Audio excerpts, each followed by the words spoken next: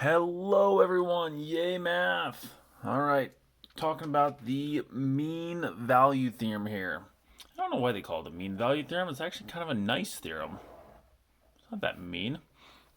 No, no, of course, it's a mean value theorem. It's a mean value theorem because it's talking about the average value. The average value.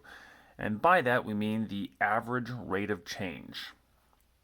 So, if f is continuous on a closed interval from a to b, and it's differentiable on the open interval from a to b. So right here we have two conditions. Must be continuous on the closed. There's the first condition. Differentiable on the open. There's the second condition. Then there exists a C element of AB. Another way of saying that is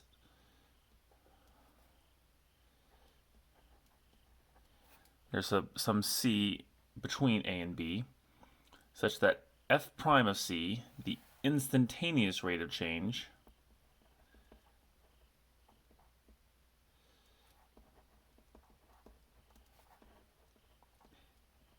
is equal to the average rate of change.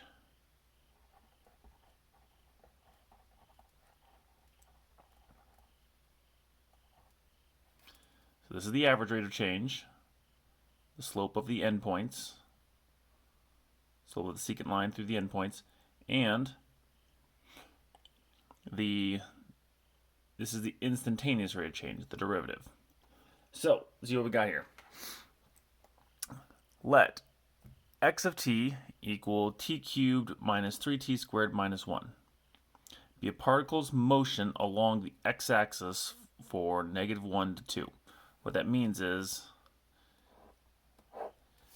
the particle is moving back and forth along the x-axis. It's going forwards, backwards, or something like this, okay?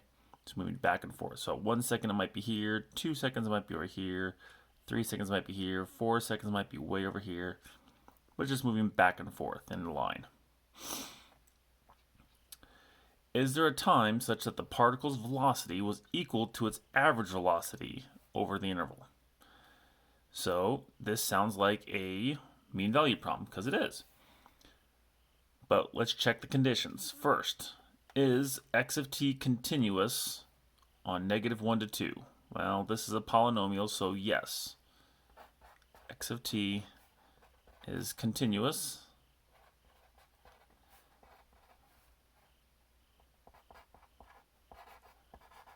We have to satisfy the first condition.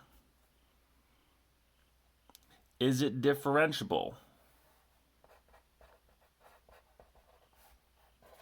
Yes, it is differentiable. This is a nice polynomial, so it will be differentiable on the open interval. Another way of saying that is if we were to graph the derivative of this, would the derivative be continuous? Well, let's actually check. Let's take the derivative, x prime of t, and I'm going to also just call that the velocity, the x velocity. The derivative of this is going to be 3t squared minus 6t.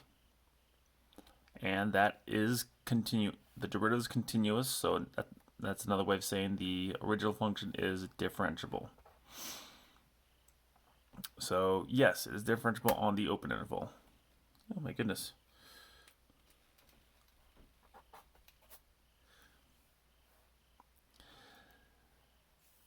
That means, according to the mean value theorem, there is some time in the open interval such that f prime of c is equal to f of b minus f of a over b minus a.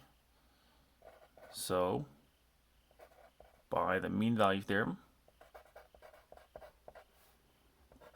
there exists a c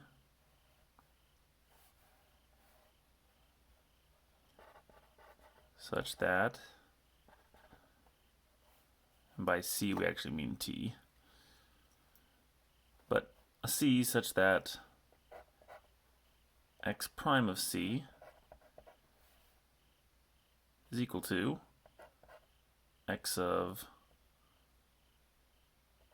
2 minus x of negative 1 all over 2 minus negative 1. So we know it exists. Let's find that c. Let's find that time. So we've got the derivative right here. I can replace it with c's. So 3c squared minus 6c. That's going to equal x of 2. All right, got to do a little sub problem here. So 2 cubed minus 3 times 2 squared minus 1.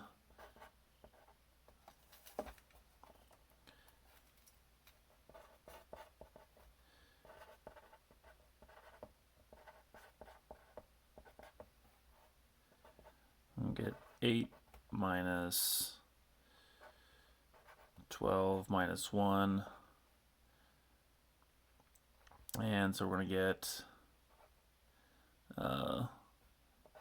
negative 5. X of negative 1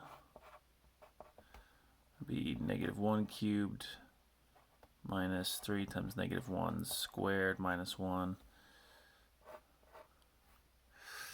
So x of negative 1, negative 1, that makes it positive, minus 3. And we get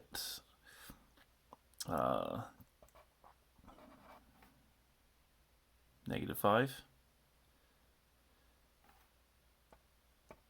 So that's actually going to tell us that this is going to be 0 over 3. Well, now this is actually a very, very easy problem. So we can get 3 squared, 3c squared minus 6c equals 0. Let's just factor this thing. So factor out 3c, and get c minus 2. So it's going to happen when c equals 0, 3c equals 0, and when c minus 2 is equal to 0, so when c equals 2.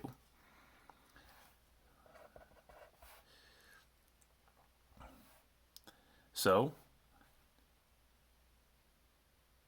the question was, is there a time when its velocity is equal to its average velocity? Well, according to this, its average velocity would just be 0. Average velocity was 0. Even if this was a different number, we could still figure this out. The question though is 0 in our time interval? Well, it is. It's 0 between negative 1 and 2. This is guaranteeing that there's a c between negative 1 and 2. And you can say, well, Ms. Kuhn, what about the 2? Because 2 works down here. Yeah, that does. That's great. It just happens to be this endpoint. That won't always happen, though. So, there you have it. There's an example of the mean value theorem. Again, this might have been a different number. I think my original problem had this as plus. If this were plus, I would change to positive, positive. But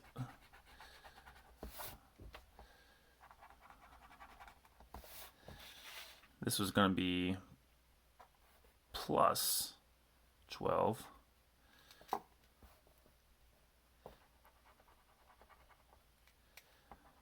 That would change these values right here.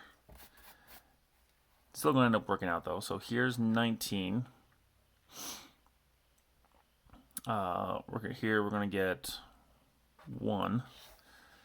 So we're going to get 19 minus 1 over 3. So when would this equal? That's 18. That's 18. Divided by 3 would be 6. Well, got to set it equal to 0. 3c squared plus 6c minus 6 is equal to 0. We can use quadratic formula for this if you wish. you can also just plug this into your calculator, graph it, and find the x-intercepts. The x-intercepts on this are going to be,